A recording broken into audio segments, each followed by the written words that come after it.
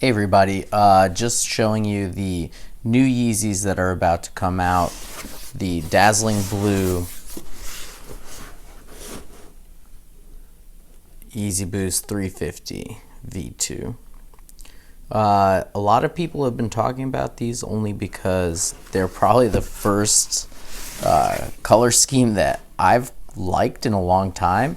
The Beluga V2s are cool, and some of the new mono releases have been pretty interesting, especially the mono Cinder. But a lot of them have been hit or miss. And for some of you who maybe you want to have something that you could wear with multiple outfits, I think this one is a pretty solid choice. Also, Kanye's been making a very interesting splash recently, especially if you're following what's going on with him and Pete Davidson. But let's take a look at them. The box is the same brown box. Not too much has changed. And here you have it. It is pretty nice. I got mine on StockX, so that's why you see the StockX verified. It is really, really a nice color scheme. It's sort of like one of those that's like a no-brainer. Like, we're wondering why we haven't had one like this. But you can see the quality control is pretty good. A little bit weird probably at the sole there. But you have the tags. Made with recycled materials.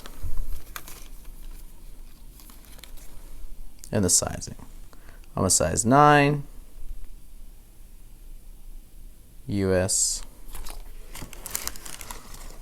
It's really, really nice. This is something I could definitely wear, but I'm one of those dead stock people, so I probably won't. But really, really beautiful. I'll get the other one out so you can see both of them.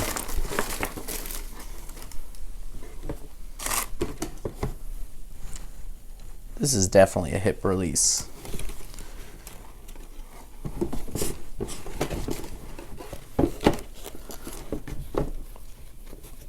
So, if you could go in and you get them, you bid on them,